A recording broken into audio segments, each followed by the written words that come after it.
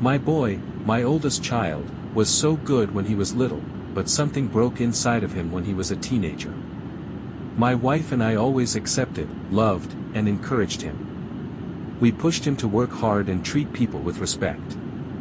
I don't know where exactly we failed him, but as a father I feel responsible for the thing he's turned into. It started when he was 14. He had began to become withdrawn and emotional. We chalked it up to teenage mood swings. For some reason he was just so angsty and bitter all the time. We were worried about his lack of social life and his over-reliance on his computer. He kind of hid himself in the online world, so my wife and I began to limit his computer time, but he simply became more aggressive and confrontational. His hygiene was bad, and he was always confrontational when we told him to shower or do laundry.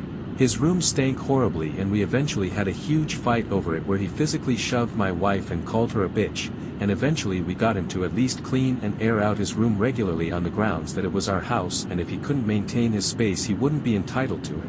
Essentially we got to the point where we told him he wouldn't be allowed his worldly possessions or privacy unless he took care of the space we all shared. The room still smelled and he was still rude about cleaning it, but we could tell him to get it clean and he would do it after that. We ended up getting a call from his school saying that a female student felt harassed by him. We were shown messages where he continually badgered her to have sex with him, threatened to punish her for stringing him along, sending her unsolicited nudes, telling her some violent fantasies of his, and eventually just descending into some horrid rage-filled rant about how she is just another whore and other things. We were shocked. We explained to him why this behavior was unacceptable, and I explained to him that it was okay to be sexually active, but his actions were toxic and abusive. I tried mentoring him man-to-man, taking him on camping trips and whatnot, and talking to him about women and girls and trying to give him advice. I suggested he try showering, changing up his hair and facial hair styles, trying out different fashion styles, maybe going to the gym. I told him some hard truths, that he doesn't want a gross woman, so he shouldn't be a gross man. By gross I mean hygiene and looks. I explained to him that good looks are more hygiene and self-care than genetics, but he refused to accept what I said to him. After that I caught him sniffing his sister's panties in the laundry room. She was 12 at the time and he was 17. He assured me it had nothing to do with his sister. He said he just had a panty sniffing fetish and he pretended they belonged to girls from porno videos, but still I gave him hell for it, and he was grounded and lost his computer for 6 months. I went through his computer and I was disgusted by the kinds of hateful, racist, incel forums he frequented, the horrid things he said about women, and his save file was full of cartoon porn with girls of questionable ages. I wiped the hard drive completely and began strictly monitoring his online activity. I used parental filters to block incel sites and porn sites that hosted cartoon porn. The next big issue was something he did to my daughter's friend. My daughter is 5 years his junior, and one day after a sleepover, my daughter came to me and said her friend wanted to tell me something but was afraid of what I would say. My son cornered this 13-year-old girl and physically blocked her path and touched her hair and face while making very inappropriate comments about her body and asking her if she liked to sleep naked and what kind of underwear she wore. I tore into my son for that. My wife and I both shouted at him, and told him his behavior was horrible, and I told him then that if his actions got him arrested I would not defend him. He accused us of not loving him, but I told him the reason I was so passionately angry in that situation is because I do love him, and I want to help him become a good man so he can stop being so predatory and bitter and miserable. I told him some hard truths. That he did this all to himself and that he is the only one he can blame for how bitter he is. I suggested he look to women his own age, and he went on a rant about how it was a waste of time because women were already whores, and his definition of a whore is a woman who has had sex even just once, by 17. I called him out on his bullshit and expressed clearly that if he harassed young girls anymore I would personally turn him in. I invited my daughter's friend over after and I personally apologized to her for her experiences. I cried in shame for my son's behavior and begged her forgiveness for allowing her to feel unsafe in my home, and promised her that if she ever felt uncomfortable she could come to my wife and I, and we would always believe and help her. Luckily, my daughter didn't lose this friend, but for safety I installed a lock on my daughter's door. We got my son therapy, but he refused to engage with the therapist, calling him a sand nigger and pajit and terrorist. His next therapist was a Chad, so he didn't relate to that either. We fought about him not trying, not getting a job, and he said he couldn't get one because of the immigrants, to which I pointed out that he was struggling because he got fired from his high school jobs for being lazy. After those fights, my wife tried to empathize with him and understand what made him so bitter, but he flipped out at her, and called her a cock-gargling whore and said that she fucked her way through dozens of men until she found a beta fag, who was willing to shelter her for missionary sex. My wife, who works and contributes to the family income, who is an independent, professional woman. Honestly, I lost it more than ever before. I had never been so angry when I heard what he said. That may be his mom, he may be my son, but the woman he was abusively tearing into is my goddamn wife. No one can treat my wife like that. I am ashamed to say in my anger, he shoved me and I physically retaliated, shoving him back, and pinning him against the wall. I felt ashamed of myself. I have never been an angry or violent person, but I couldn't control myself.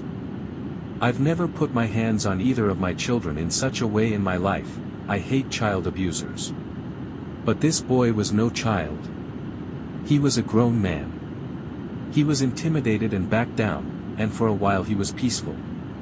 The last straw was this week. My daughter has dated 3 people her whole life. A boy, a girl, and now another boy.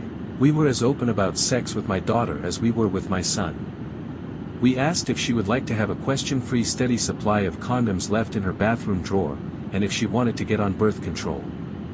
She said no to both questions with her first boyfriend.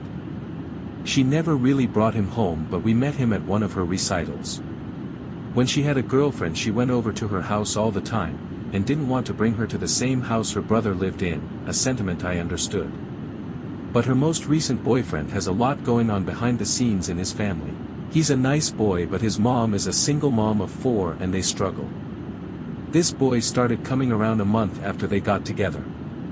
I like him. My daughter is happy with him. He treats her with respect. He is an intelligent boy.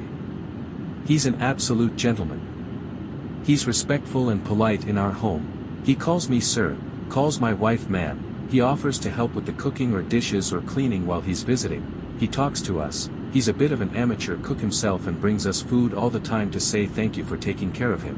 When we go out for dinner, he always offers to pay for himself and my daughter, though I know he doesn't have much money, so I always pay. When getting out of the car, he opens the door for my wife and offers her his hand. He sits behind her for leg room. He holds the doors. When we leave somewhere, he helps my daughter put her jacket on like those sweet old-fashioned couples. This young man works hard, and gives what little he has to his mom and siblings. Like I said, I really respect the boy. I offered him money once for groceries for his family, but he turns me down and says he would feel guilty accepting my money like that. He's appreciative of things. In the winter, it was -20 and he had only a hoodie, so I draped my jacket over his arms, and I said, "Take it, son, it's cold." He had tears in his eyes as he said thank you, and I made some excuse about wanting to get rid of the jacket and told him he could keep it if he brought cookies for us next time he visited. When Christmas came along, I invited him over for supper, and when I went to pick him up I delivered some presents for his family, and on the ride back to my house we had a moment. He was crying because he didn't have much to give us. He got everyone in our house a present, but he cried anyways because he felt it wasn't enough to make up for what we gave him. I pulled over, and I just hugged him, and I said to him that it wasn't the value of what he got, it was that he got us anything at all. I thanked him for treating my daughter so well, and I told him he would always be welcome in my home. My own son didn't get us anything for Christmas, not even a card bought with the money we give him.